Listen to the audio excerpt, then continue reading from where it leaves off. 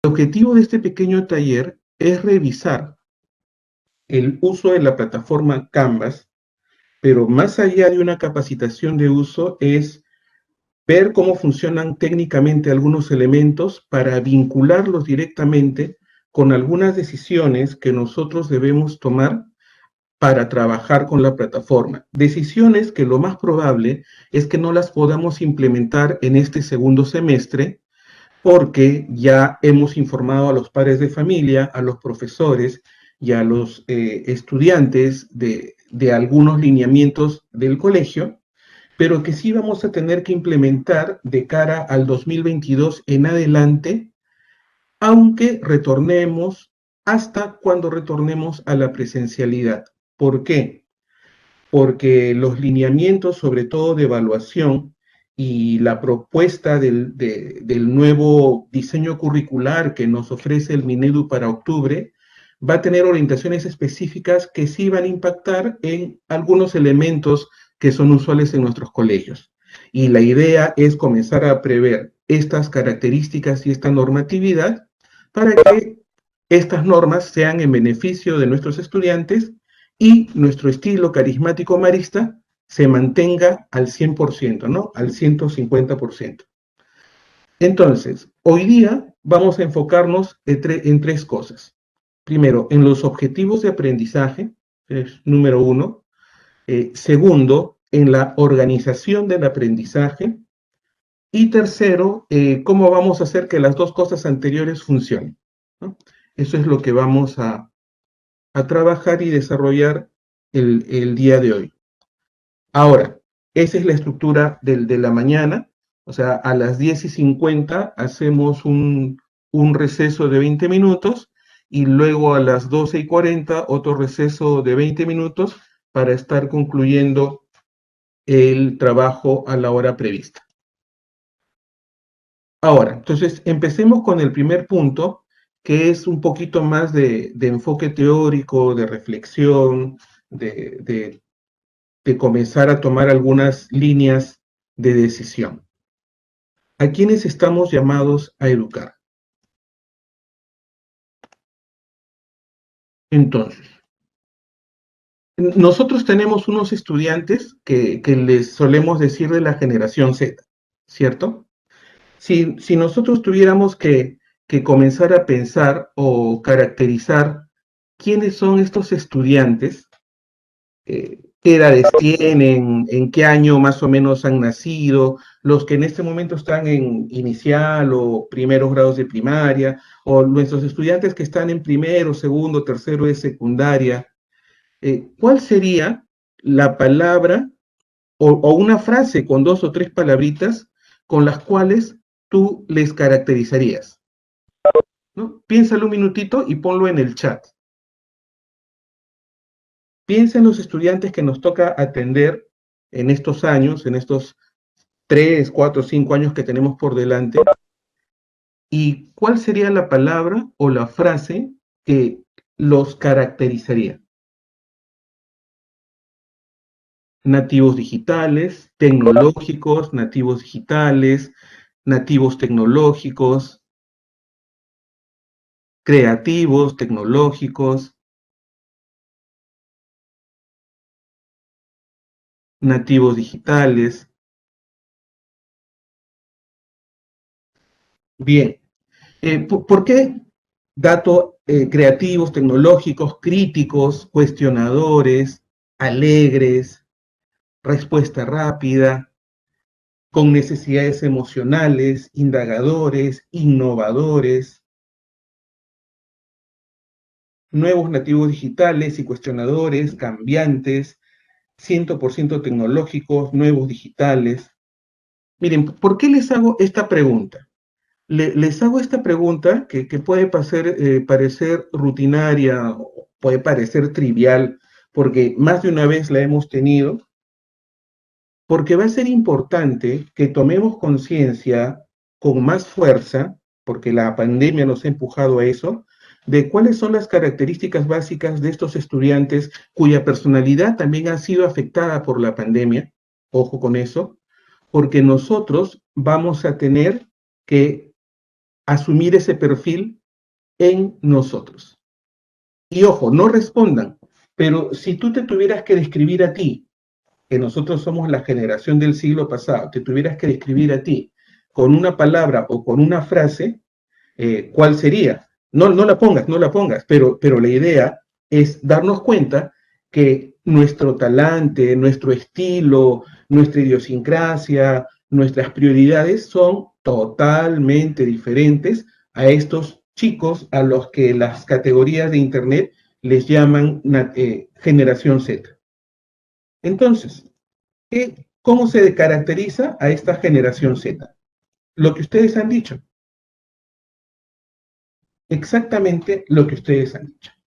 O sea, estos niños que nosotros estamos atendiendo no se enfocan más de media hora, es más de 15 minutos.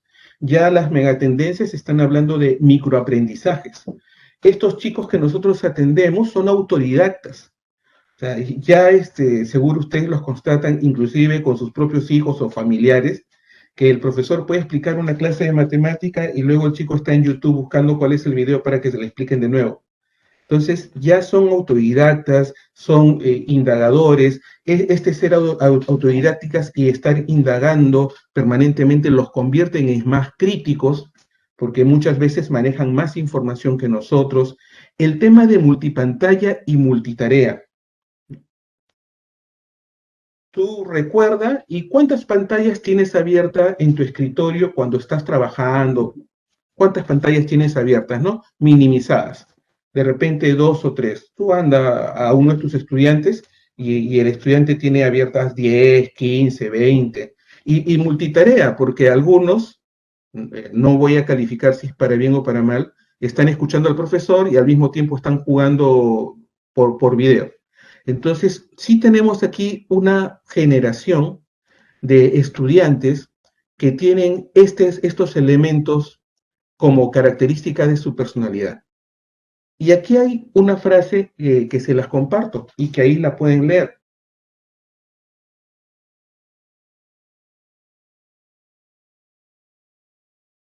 Si nosotros como maristas no evangelizamos y no educamos a estudiantes que tienen este perfil, y ojo, por lo menos yo pongo la mano al pecho en un acto de contrición, y a veces al contrario, hemos tenido normas y organizaciones en nuestras aulas que iban en contra de ese perfil, ¿no? La nítida, y que ya le hemos escuchado también más de una vez, que en nuestros reglamentos estaba prohibido el uso del celular. Y en este momento en el Perú, más del 50% de estudiantes, de niños y adolescentes, están estudiando con el celular. Entonces, sí es importante tener siempre esta reflexión para nosotros poder prever cómo va a ser nuestro servicio educativo en el 2022 y qué decisiones vamos a ir tomando en este semestre del 2021, porque el boletín de condiciones pedagógicas recuerda que sale en noviembre, y hacia dónde vamos a encaminar el 2023, 2024, porque esta es la generación que nos toca atender. Entonces, ahí también les compartía un dato interesante. El año pasado, y nosotros inclusive hemos estado discutiendo con los directores académicos y jefes de nivel el año pasado sobre las normas de la OMS, exposición a pantallas, cuánto tiempo debe estar el niño, ¿recuerdan todo ese tema que lo teníamos en los protocolos y que están en normas del ministerio? Pues bien, hay un estudio del 2018, es decir, de antes de la pandemia, que recién se ha hecho público, donde el 47% de adolescentes, este estudio es de adolescentes, pasan la mitad del día, 3 horas en una pantalla, no necesariamente estudiando, por si acaso, pero ya hay una gran exposición, más allá de los temas de cuestionamiento de salud, de los estudiantes nativos digitales, porque es parte de la cultura que les toca vivir, sobre la tecnología y sobre la pantalla. ¿Cuál es el contexto que nos espera entonces? Nos espera retornar a la presencialidad por un cauce de semipresencialidad. Debemos comenzar a afinar estos conceptos porque van a estar reflejados en el boletín de condiciones pedagógicas del mes de noviembre y van a generar un vínculo con la familia. Nos queda clarísimo que la presencialidad es retornar todas las horas de clase, todos los estudiantes al colegio. Esa es presencialidad. Todavía no estamos en el tema qué pasa si un papá dice que no va. Presencialidad es eso, 100% de las horas de clase, el 100% de los estudiantes. Un detalle que está indicado aquí. Nadie menciona el tema de los aforos, pero recuerden que mientras dure el estado de emergencia sanitaria y nadie nos dice que eso no cambie después, va a haber un aforo controlado. Entonces, sí es importante prever, todos los que estamos aquí, que somos los directivos de los colegios, que si en algún momento dicen, vamos a volver a la presencialidad, nada nos asegura que tengamos que volver con mitad del salón. Y ustedes saben que eso sería insostenible para nuestro colegio, porque no tenemos ambientes y porque no tenemos profesores. Por tal motivo, nosotros lo primero que debemos apuntar, y la norma también lo indica, es a la semipresencialidad, porque durante este estado de emergencia sanitaria, y nadie sabe si después, los aforos controlados por distancia y por espacio van a permitir que los grupos de estudiantes se puedan dividir para tener algunas clases presenciales y otras clases virtuales. Y en ambos aspectos, el rol de la tecnología y el rol del Internet van a ser parte del ecosistema educativo. ¿Por qué? Porque la generación que nosotros estamos atendiendo tiene como una característica, y ya le podríamos decir cultural, el uso de la tecnología y el uso del Internet. Esto ya era una necesidad y demanda implícita en los niños y adolescentes sin la pandemia. La pandemia lo que ha hecho es ponernos contra la pared, pero en realidad el camino hacia el uso de la tecnología con estrategias de aprendizaje blended o híbridas ya estaba dado. Entonces es importante que cuando nosotros trabajemos el día de hoy, sepamos que no solamente estamos aprendiendo a utilizar la herramienta Canvas, como podríamos estar aprendiendo a usar el Word o usar el PowerPoint, sino estamos aprendiendo o reflexionando sobre la herramienta Canvas, que podría ser Moodle, podría ser otra, pero el año pasado los equipos de los colegios eligieron Canvas, porque es parte del ecosistema de aprendizaje que tienen los estudiantes que pertenecen a la llamada generación Z o a los famosos centennial. Que nosotros tenemos que hacer un esfuerzo adicional para entenderlo, es cierto. Que inclusive nosotros, la generación también que nos denominan baby boomers, no lo vamos a llegar a comprender, también es cierto. Pero que por vocación y por misión estamos llamados a hacerlo, eso no hay duda, y por eso todos estamos aquí, ¿no? Haciendo este camino juntos. ¿A qué se refiere el término de ecosistema de aprendizaje? Antes de que apareciera este término de ecosistema de aprendizaje, nosotros estábamos muy habituados al famoso triángulo educativo, ¿recuerdan? Donde en este triángulo educativo, pues inclusive se consideraba la palabra recursos educativos o materiales educativos o recursos didácticos. Pues bien, cuando hablamos de ecosistema, se da un paso de toma de conciencia adicional sobre este tema de los recursos. ¿Por qué? Porque en realidad el recurso es un concepto aislado, ¿no? En la presencialidad, la pizarra no tiene mucho que ver con el lápiz y el huerto escolar no tiene mucho que ver con la pizarra. Cuando se habla de ecosistema de aprendizaje, se está hablando de que todos los elementos en un proceso educativo deben estar articulados y deben estar integrados y deben convivir. Y deben estar articulados y deben convivir porque deben articularse y convivir con la sociedad externa. Con este concepto de ecosistema de aprendizaje, entonces cobra un sentido adicional, por ejemplo, estos proyectos solidarios donde nuestros estudiantes salen de las aulas del colegio y van a otro colegio o van a limpiar un parque. O sea, ¿por qué? Porque son parte de una estructura mayor. Con este concepto de ecosistema de aprendizaje toma más sentido todo lo que es la metodología de proyectos, porque el proyecto va a ser la estrategia que va a conectar al ecosistema colegial con el ecosistema universal, que es en el fondo donde el estudiante se va a desenvolver. Y un ecosistema de aprendizaje, ya enfocándonos en nuestra escuela, sea nuestra escuela presencial o sea nuestra escuela digital, ya tiene 6 elementos. Primero, la capacidad de gestionar el talento. O sea, ya no estamos hablando solamente de aprendizaje o de notas, de aprobar y desaprobar, sino de gestionar el talento. Entonces, una plataforma digital nos permite agrupar individuos, formar grupos, formar secciones, y estos grupos y secciones según determinadas condiciones y características. Número 2, el acompañamiento. La palabra apoyo, desempeño, acompañamiento es un concepto del ecosistema de aprendizaje. Nosotros, por la 094, le llamamos retroalimentación, ¿no? Es un elemento de ecosistema de aprendizaje. Tercero, gestión del conocimiento. Entonces, aquí hay algo importante.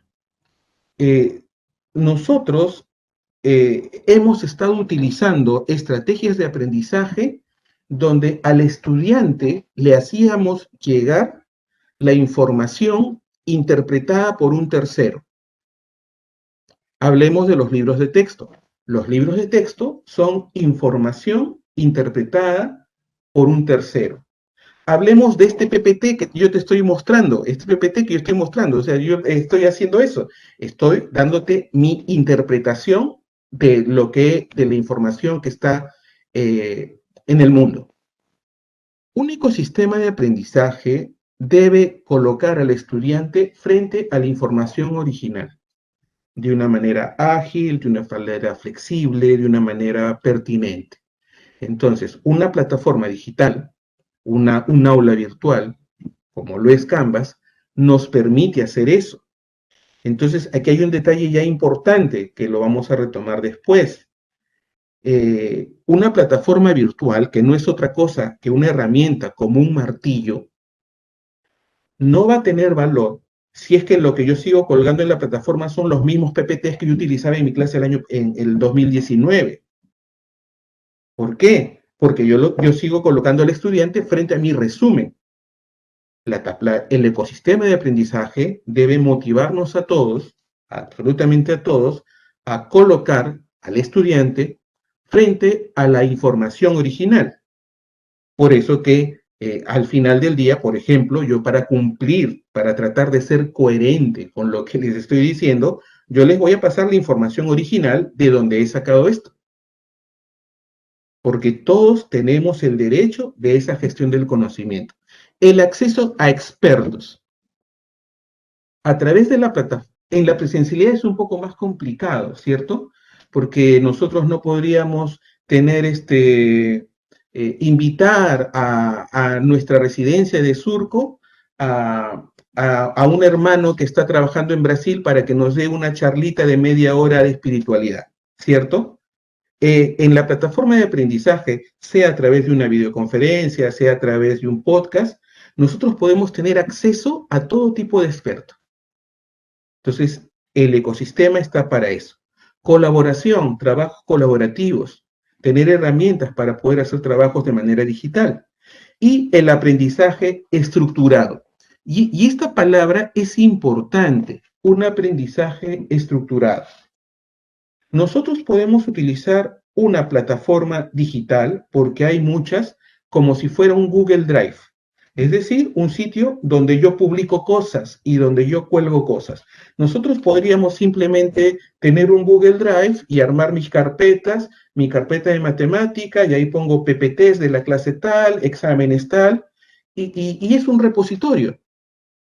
Es importante saber que una plataforma, un aula virtual, tiene que ser más que eso.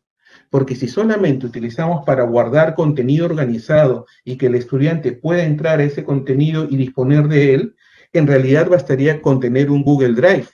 Y ojo, he dicho hasta un Google Drive, ni siquiera he dicho un Classroom.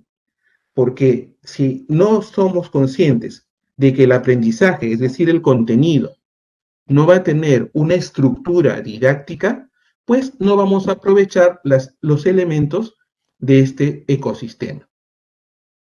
Aquí hay unos rasgos que los muestro, no vamos a insistir en esto, pero que imprimen en la conciencia y en la cultura humana unas características al momento de abordar la virtualidad.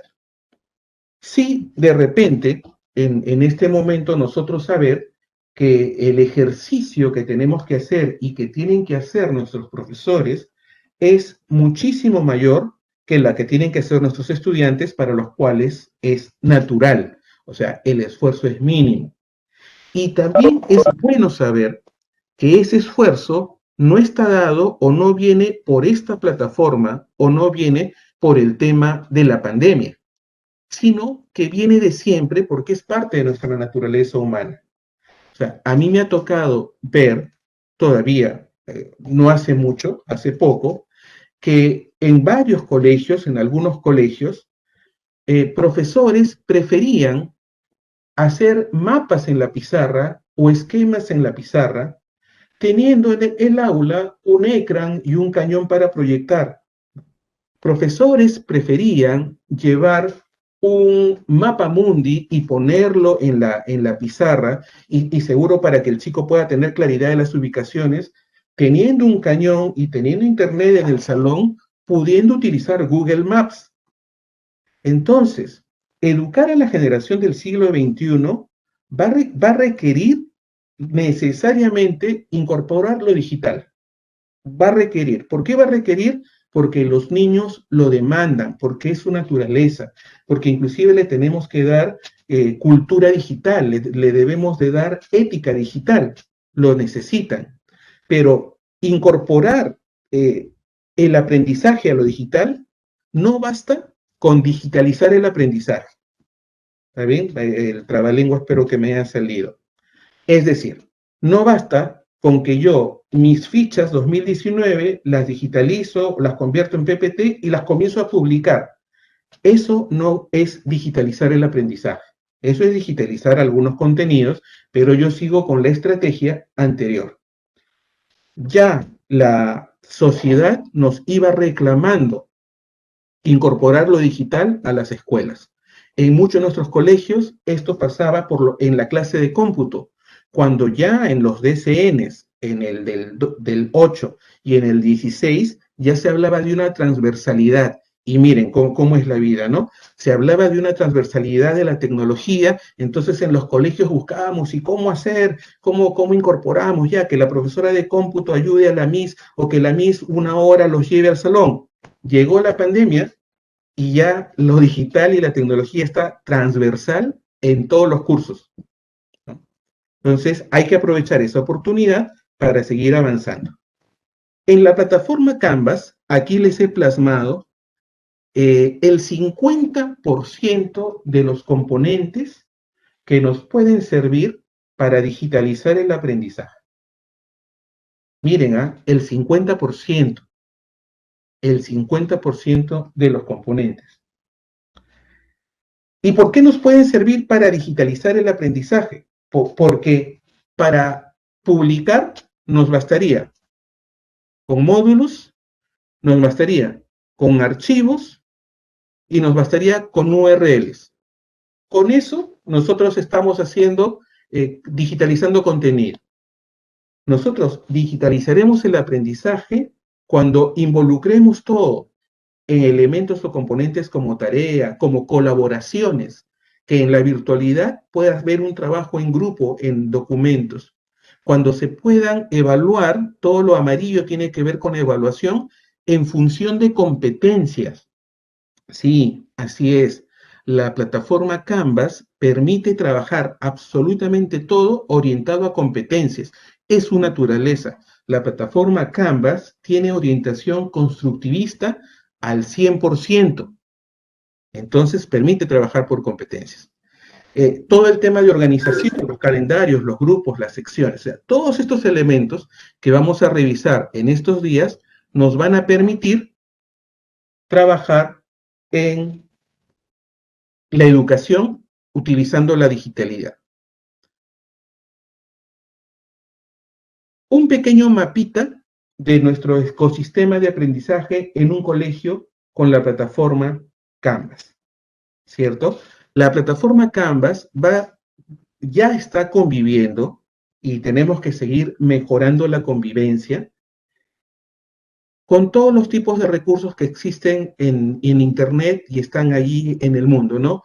Bibliotecas, generadores de recursos, contenidos editoriales, plataformas editoriales, con expertos, etcétera, abierta totalmente.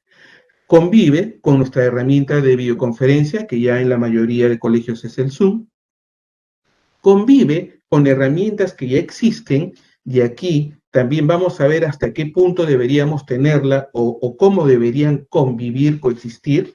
Por ejemplo, el tema del Sigma, el tema del CIE Web, el tema del CIE, todo lo que son las redes sociales, los celulares.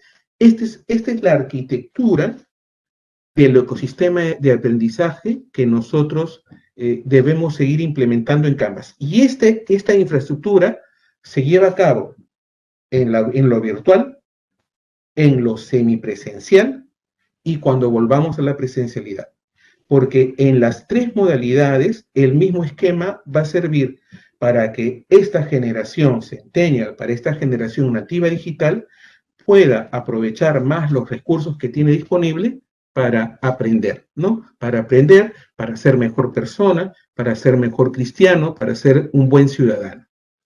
Este era el triangulito siglo XX, recuerdan que les comenté.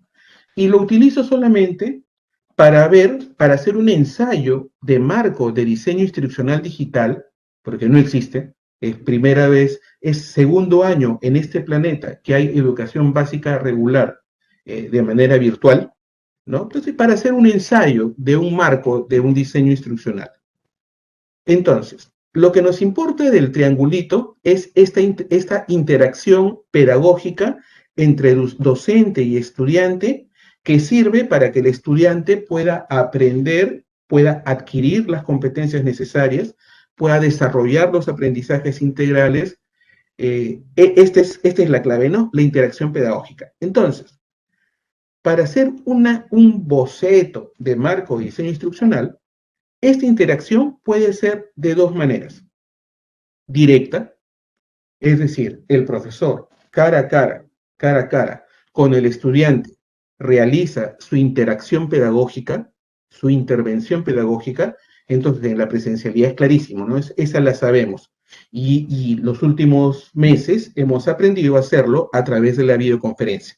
O sea, de una manera directa, a través de una pantalla o cara a cara, se hace la intervención pedagógica, ¿no? El modelamiento. Pero también hay una interacción indirecta. Y la interacción indirecta ha existido siempre. ¿Cómo le llamábamos antes? Homework, tarea para la casa. O sea, siempre ha existido la interacción indirecta. Solo que ahora tenemos la gran oportunidad de que esta interacción indirecta siga siendo a través de la tecnología, sea en la virtualidad, sea en la semipresencialidad y sea en la presencialidad. Entonces, bajo este marco, ya ninguno de nuestros profesores debería pensar, porque ya estamos en el mes de agosto, cuando retornamos a la presencialidad, porque ya Canvas no sé qué hacer con él. ¿Cuándo regresaré a la presencialidad? Porque de Google Drive solo me sé mi clave. ¿Cuándo regresaré a la presencialidad? Porque yo prefiero que me den el comunicado escrito, porque mis correos los leo una vez a las 500. ¿Cuándo regresaré a la presencialidad? Porque estoy acostumbrado a que me den el cronograma del mes en un papel, que yo lo pego en mi pizarra, porque yo no sé cómo ver un calendario digital. La interacción indirecta, que en este momento está a través de la tecnología, no la podemos perder los adultos. Los adultos la vamos a querer perder. Va a ser natural, ¿no? Es más, de repente les pasa como me pasa a mí. que algunas cosas sí yo las agendo digitalmente, pero yo todavía acá está mi taco de posits, cosas que sigo escribiendo, o sea, soy baby boomer, pues, ¿no? Soy baby boomer. Pero nuestros estudiantes necesitan personas que les orienten en este camino digital y para poder orientarles en el camino digital nosotros tenemos que digitalizarnos. Entonces, la interacción o intervención pedagógica indirecta va a seguir siempre, forever. Esto no va a retroceder. ¿Por qué? Porque el estudiante va a aprender mejor así y porque la sociedad tiende hacia ello. Entonces, por ejemplo, les pongo este videito, les voy a compartir porque creo que compartí mi pantalla sin sonido.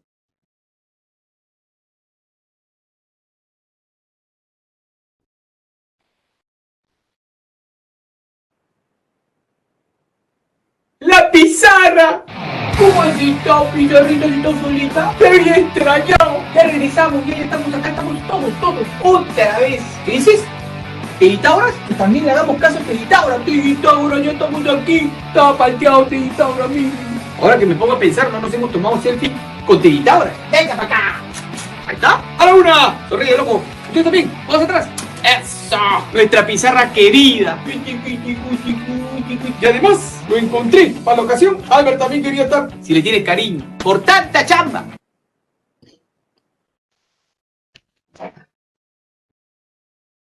Pongan un finger up en el canvas. ¿Quiénes saben quién es él? Así un sondeo. ¿Quiénes saben quién es él? El finger up está en la carita en reacciones. Ahí está el finger up, ¿no? El dedo arriba. Miren, casi todos saben quién es.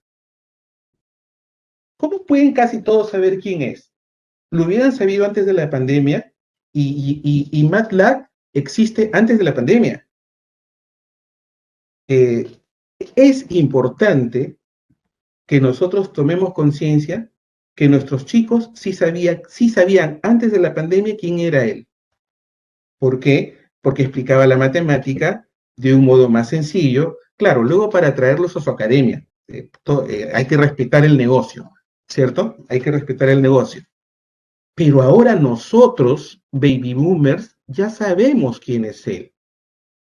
Y él hace la caricaturización de la pizarra, porque ustedes dirán, pero mira, utiliza la pizarra.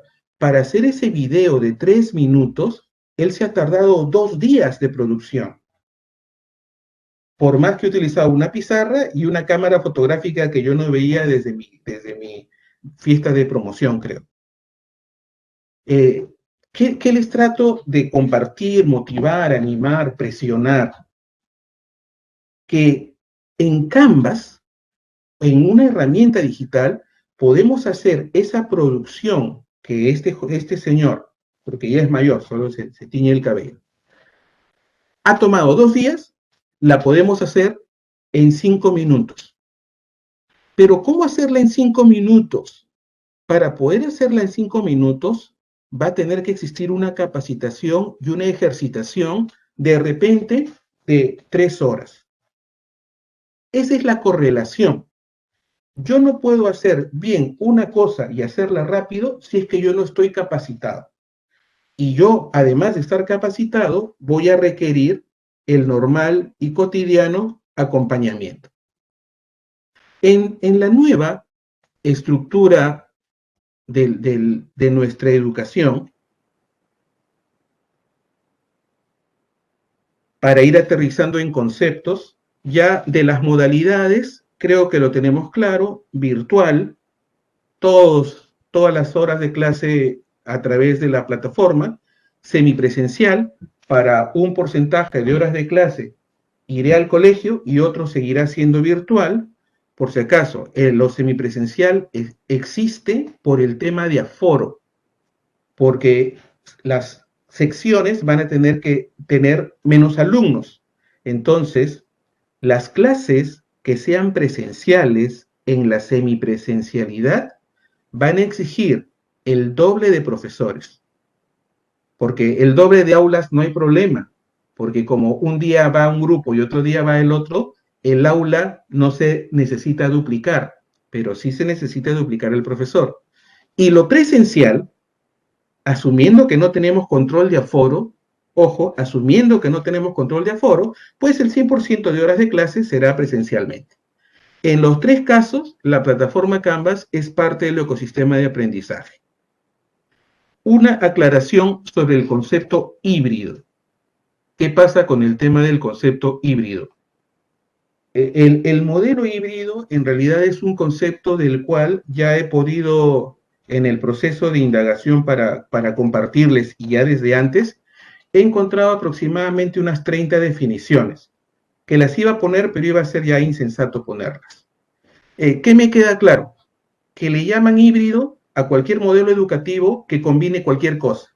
Eso me queda claro.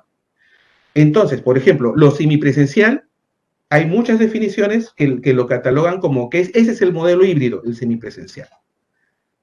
Pongo en tema este concepto porque nosotros vamos a tener, de cara al boletín de condiciones pedagógicas, definir bien este concepto, ¿no? Ni siquiera me atrevo a darlo, ni siquiera me atrevo a darlo. Definir bien ese concepto, porque cuando definamos este concepto, va a poder el padre de familia tener claro qué pasa si el colegio me dice, a tu hijo le toca ir lunes y miércoles, y yo como papá le digo, no va. La pregunta es, ¿cuál va a ser el servicio que me va a dar el colegio si yo no quiero que mi hijo vaya presencialmente? Pues bien, ese es el concepto que vamos a tener que definir. ¿Cómo le vamos a llamar a eso? Y dentro, por ejemplo, de esa modalidad híbrida, existe el método blended, la estrategia blended, que tiene que ver más bien con combinar estrategias, ¿no? Un mismo contenido de aprendizaje se aprende presencialmente unas horas y se aprende virtualmente otras, ¿no? Entonces, son conceptos que los quería soltar, no porque en este momento los quiera definir, sino para que sepan más bien que no están definidos.